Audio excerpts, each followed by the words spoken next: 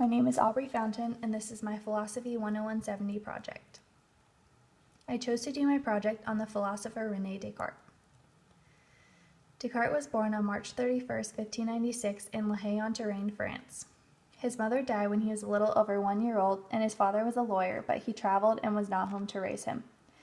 Descartes and his siblings, Pierre and Jean, were raised by multiple family members growing up, including their grandmother Jean. His hometown is now named Descartes after him. He attended college at the Jesuit College of La Flèche, where he was taught subjects such as Latin and Greek grammar, and he learned about the philosopher Aristotle as well in his philosophy classes. From there, the plan was to follow in his father's footsteps of being a lawyer, and he got a law degree from the University of Poitiers, but this was not what he wanted after all. After earning his degree, Descartes decided to be a soldier for Protestant Prince Maurice while he was fighting against other countries, and he made the decision to move to the Netherlands in support of this. In 1618, he went to Breda, Netherlands, where he met Isaac Beeckman. Beeckman was a Dutch mathematician, scientist, and philosopher who would practice different subjects with Descartes. Descartes made many revelations about atoms and geometry and worked to find new ways of looking at matter and equations. He felt that using mathematics to help with philosophical problems was the best choice. His 1637 treatise, Discourse on Method, was a helpful contribution to mathematics. He traveled to different countries during the early 1620s and spent time with his friend and fellow mathematician Marin Mersenne during his travels.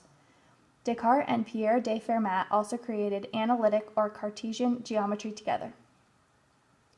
In 1619, Descartes had multiple dreams about philosophy while he was sleeping, and when he woke up, he had the goal of using philosophy to learn more about other subjects and to teach others.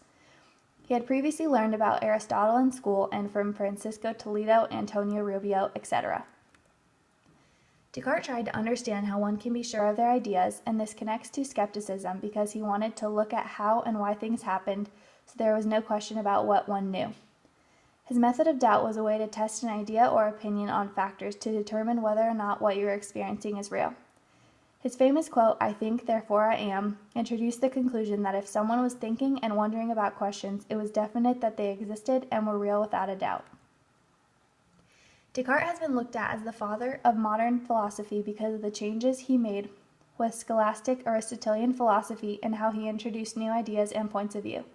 Descartes was also a rationalist and looked at the reasons and definite accuracy behind ideas and thought that if someone was not certain, the idea that they were considering could not be true.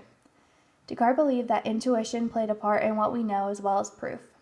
Rationalism and empiricism differed because of the importance they played on sense experience.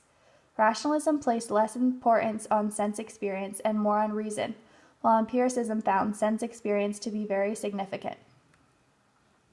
The strengths of rationalism include that ideas are more believable and credible because they are backed up by logical thinking. Rationalism can also be good because it gives answers to questions and works with problems to find their deeper meanings. The weaknesses include that one person's idea of rational may not be someone else's idea of rational reasoning. Some people felt that the way the mind and body interacted was a subject that was difficult to find the answer to, and this is called the mind-body problem. Descartes said that the mind and body were two separate things and could function without having one another. He supported the opinion that the mind and body are made of different substances and that God made them that way for a reason, and this supports substance dualism.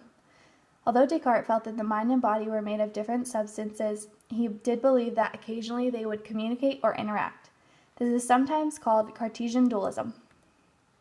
One of the strengths of this view is that it is believable that minds have a conscience and thoughts, while bodies are separate and do not have these.